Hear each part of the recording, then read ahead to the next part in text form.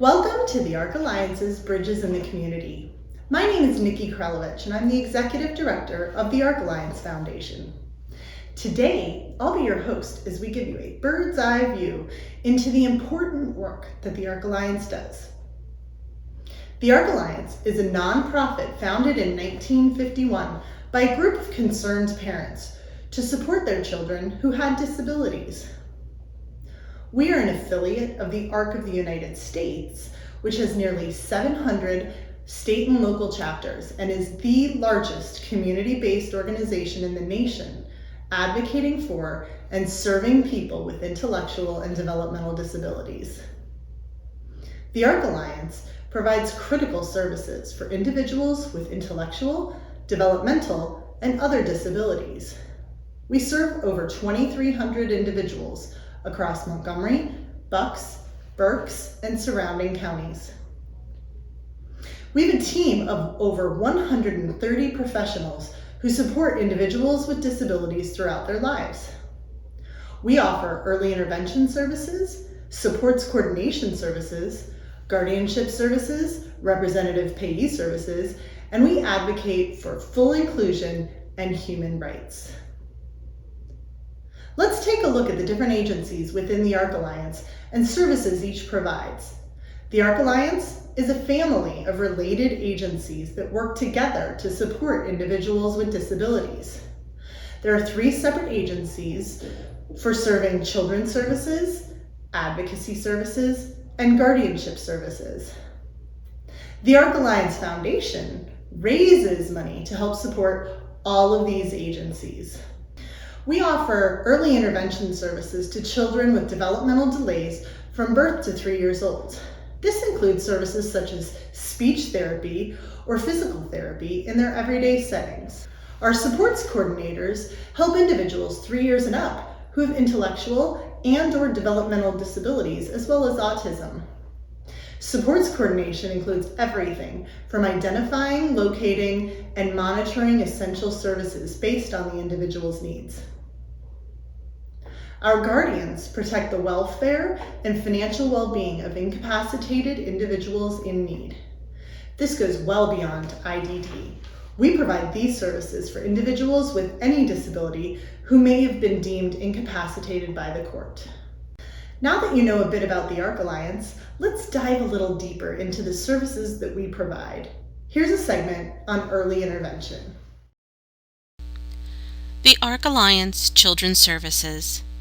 Together, building a bright future for your child through everyday activities. What is early intervention? Early intervention is a service that is provided by the state of Pennsylvania free of charge to families whose child qualifies by the Independent Evaluation Team. Early intervention services are provided in your home, your child's preschool or daycare, at a playground, or basically anywhere that you and your child go. You may be wondering what a visit from an early intervention therapist looks like. Our therapist will look just like a friend coming over to visit. The philosophy behind early intervention is that our therapist will supply you with strategies to use with the purpose of improving your child's ability to navigate your family's routines. During the visit, you, the therapist, and your child will work on routines, such as mealtime and bedtime, trips to the grocery store, or other outings. Anything that you may find challenging, because that is how children learn in the early years. Your therapist is a resource for you. She will be there to answer questions about development and also to brainstorm with you if you're having difficulties. We partner with you, recognizing that although we are specialists, you are the expert on your child. With the widest variety of services available, the ARC Alliance is ready to address all of your concerns. Hi, I'm Wendy Halteman, the Program Coordinator for the ARC Alliance Children's Services. What brought you to this video today? Did a doctor recommend early intervention services in a routine visit? Were you at a family gathering and you noticed that children the same age as yours able to do things that your child wasn't? Maybe a daycare worker or a friend raised a concern. Whatever brought you to me today, I am grateful to be here for you, to partner with you, and help you through the process. The first step in receiving early intervention services is contacting your county. We supplied you with the phone numbers listed under this video. When you make that call, the county representative may ask you some questions about your child, and then a visit will be scheduled. An independent evaluation team will come out to your home and evaluate your child. The evaluation is fun and comfortable for your child because it is done through play and in his own environment. If the team determines that your child is eligible for early intervention services, you will have the option to choose which agency provides those services. I would greatly appreciate if you request the ARC Alliance. At that point, we will create a team of specialists to visit your home on a regular basis. You can learn more about what this will look like in our What is Early Intervention section. Take a look, and if you're still a little nervous about making that call to the county, feel free to call me. My number is listed in the Our Team section. I look forward to hearing from you. Thank you, Wendy. That was a great overview of what early intervention services are and how to get started. Now, let's go to Sylvia to learn about supports coordination services. Hi, my name is Sylvia Saipian. I am the Quality Coordinator for the ARC Alliance Advocacy Services. The following is a brief overview about supports coordination services within the intellectual developmental disability system. Families often ask when someone should register for supports coordination services. Generally speaking, the earlier the better. Typically, it's suggested that some register by age 14, which begins the transition from school to post-graduation. The supports coordinator, or SC, can assist the person and their team to determine what their needs will be after graduation. Even if someone is older than 14, they can still register. A person will most likely be eligible for SC services if they have either an intellectual disability diagnosis with an IQ below 70 or an autism diagnosis with the assessment noting at least 3 areas of need. To register for SC services, contact your county office and request an intake for supports coordination. The ARC Alliance provides SC services for 6 counties, which are listed on the slide, along with their phone numbers.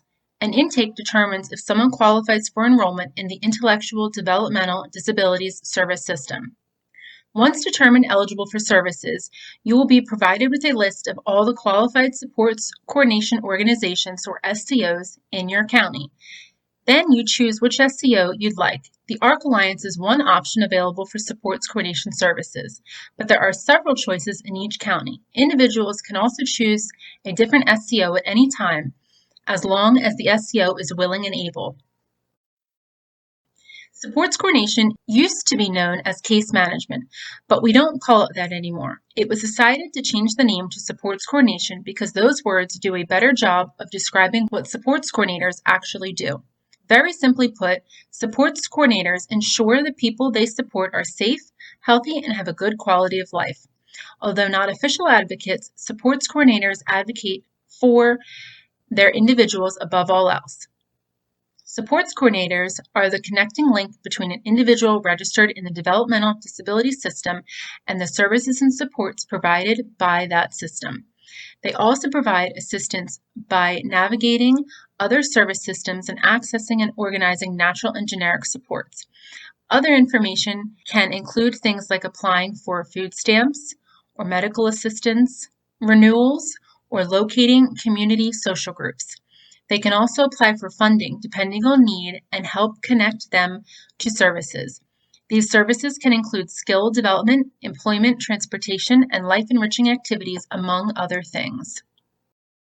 Supports coordinators provide 3 key functions. The first is locating the services and supports that someone needs.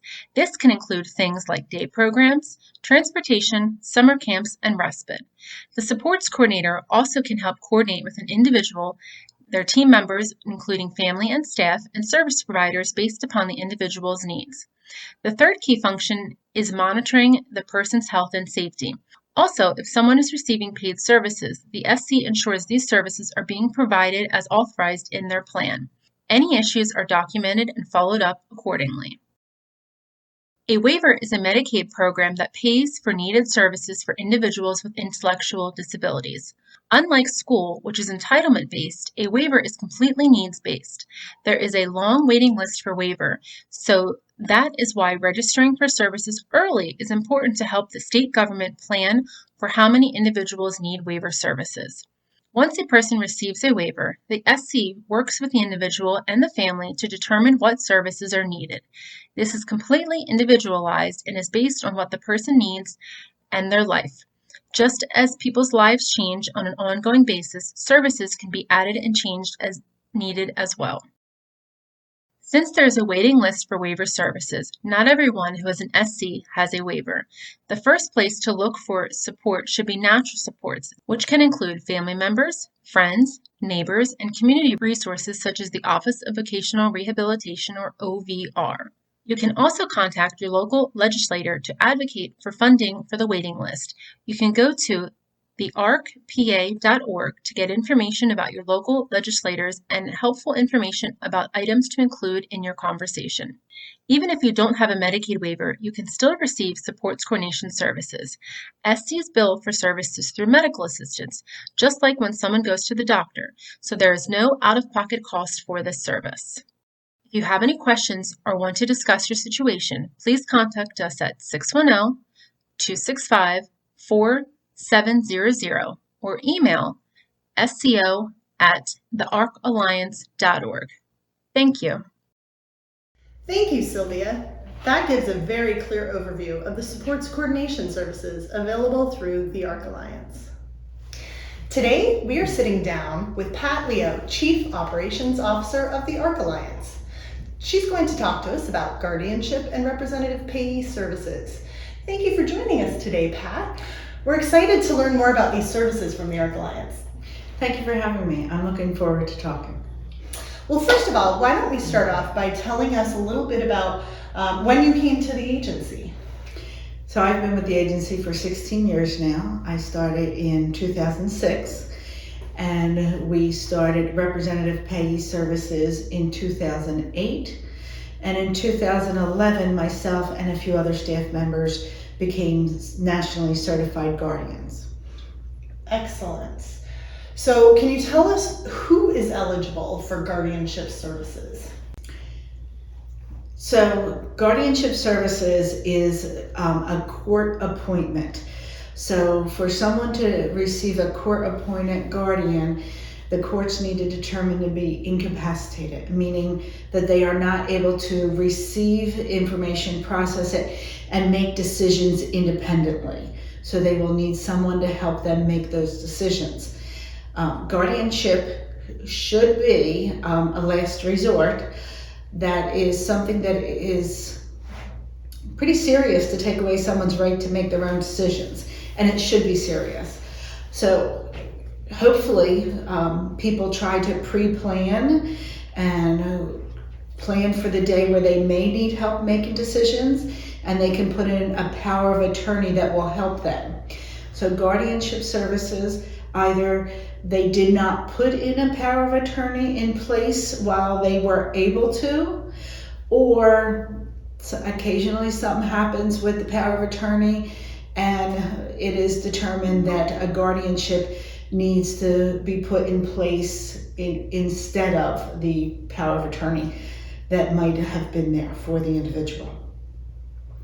Gotcha. So can you tell us a little bit about the difference between guardian of the person and guardian of the estate? So guardianship of the person, and it can be limited or plenary, meaning fully, has to do with ensuring the individual's person of their health and safety. So that includes where they would live, ensuring their health, managing their medical appointments, and the things in their life, ensuring that they have the services and supports that they need. A guardian is the decision maker. They are not the provider of service, but they do ensure that the individual has the supports and services that they need to live as independently as they are able to. The guardian of the estate has to do with managing the individual's estate, meaning their finances, assuring that their current needs are met and that we are managing their assets properly, ensuring that they are secure, whether they have a home, any property they may have, including their finances, their bank accounts, making sure that their needs are met. A guardian of the estate would sign contracts if the court ordered that. All of the powers of the guardian are determined by the court order. Again, it can be limited to specific duties, or it can be plenary, meaning fully. And what is a representative payee? A representative payee is determined by Social Security, and a representative payee receives an individual's Social Security benefits. And the representative payee can be an individual, or in our case, an organization. They receive the individual's Social Security benefits, and they ensure that their current needs are met. Their rent is paid, they have money for food, for utilities, all of the things that are current needs, and then they also help the individual to save to meet future needs. How does one come into services with the ARC Alliance for Guardianship and Representative Payee? For guardianship, it will most likely be someone that is already involved in the individual's life that will recognize that there is a concern. It could be the bank teller that realizes that they are confused and don't know what they're doing. It could be their doctor, their hairdresser. A lot of times they're in the hospital and the hospital realizes that they are not able to understand and process the information and make decisions on a treatment that may be needed. So in that case, someone will petition the courts. The bank or the neighbor may contact Adult Protective Services or Aging Services out of concern. Not, I think they need a guardian, but I think they may need some help.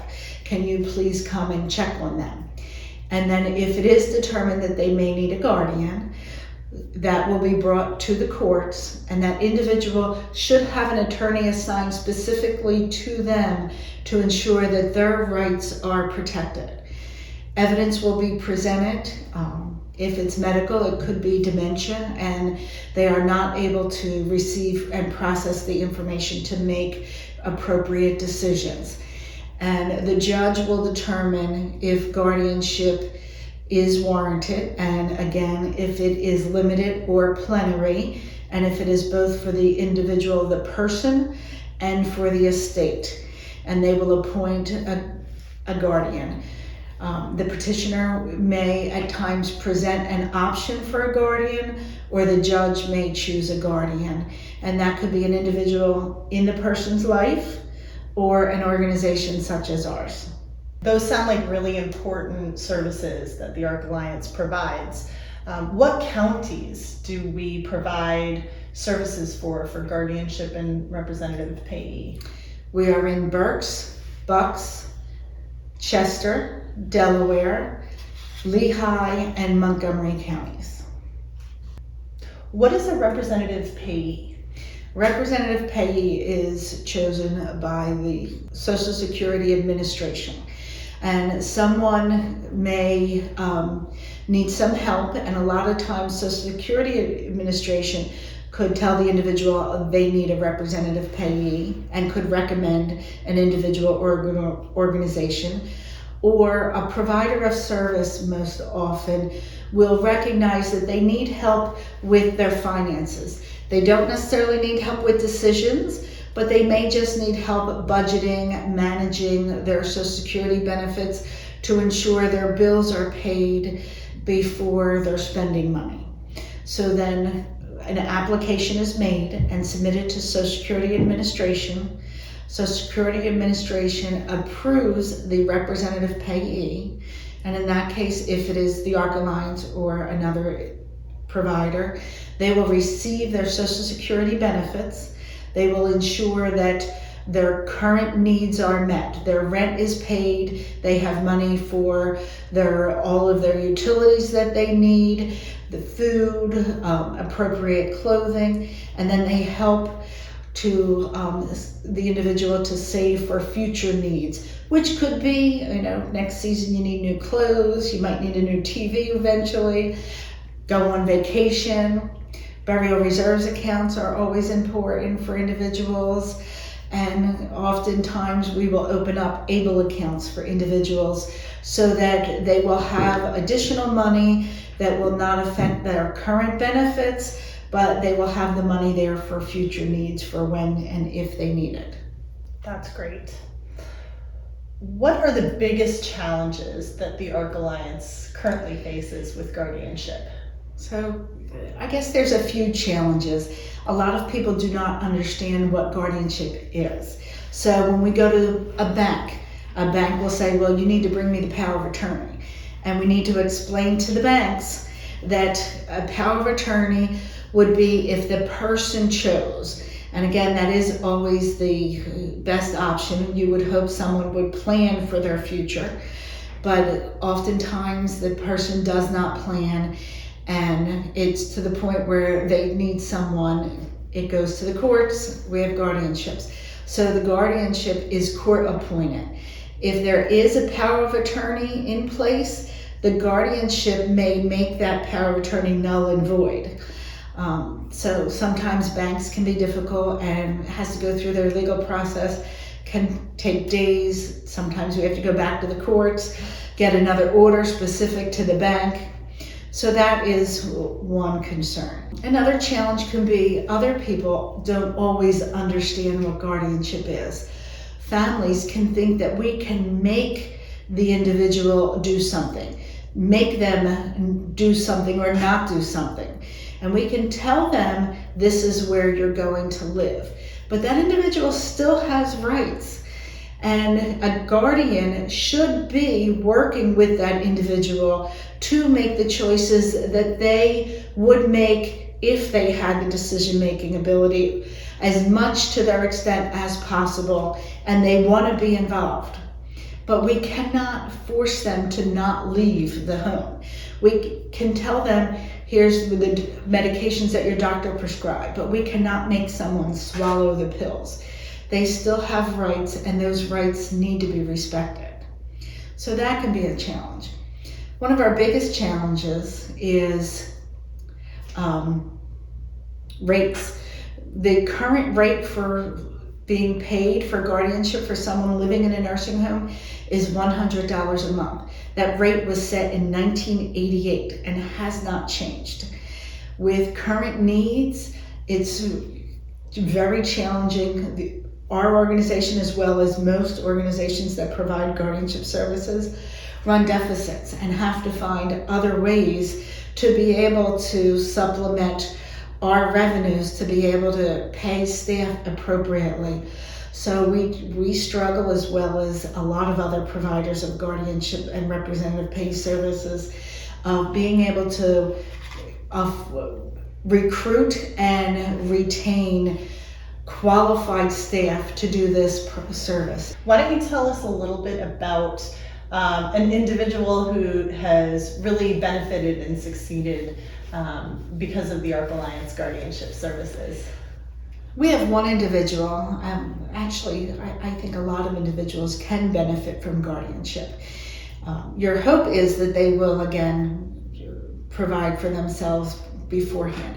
But we have one individual. She was living in New York, and she lived with her mother. Her mother passed. Her sister brought her back to Pennsylvania to live with her and was going to get her set up in services, but then her sister ended up being diagnosed with cancer and passing, and she had never set up her sister for services. We were called in to provide guardianship services for her. She had no ID. We, through talking with her and some research, we found out where she went to high school. However, she never graduated. The high school she went to in New York where the records were kept had burned, so there were no records. She was 58 years old at the time. She had never worked in her life. She did not receive any benefits because they had never been applied for. We were able to get her ID. We were able to find out more about her life. We were able to even find some extended family. She now lives in her own apartment independently. She's involved with a senior group, so she's made friends not only in her neighborhood, but through the senior organization. And she also has now contact with some extended family. And she has a pretty good life. She makes a lot of her own decisions, and we help support her and do what we can to help her live the life she wants to live. Well, that was really informative. Pat, thank you for joining us today and educating us all about Guardianship and Representative Payee services through the ARC Alliance. Well, thank you. I'm happy to. And if you ever need information, please don't hesitate to reach out. Thank you. This probably leaves you wondering, how do we fund this important work? Many of our services are eligible for government funding. Unfortunately, those rates don't always cover the cost of the services we provide. It's no secret that services for individuals with disabilities can become costly. These challenges have only been exacerbated by the pandemic. The good news is that we have many generous supporters who want to help this notoriously forgotten community, and their gifts are changing lives. There are many ways to make a gift to the ARC Alliance, and any amount will help. You can make a tax-deductible donation, sponsor an event, make a tribute gift in someone's honor or memory. You can double your donation with employer matching, donate a vehicle, host a fundraiser, volunteer, or join our board. In fact, we invite you to join us for our first in-person fundraiser in 2 years, the ARC Alliance Golf Outing on Monday, September 12th at Letter Rock Golf Club. Scan the QR code or visit our website at thearcalliance.org for details. To explore these opportunities and more, you can reach out to me, Nikki Krelovich, through our website or call at 610-265-4700.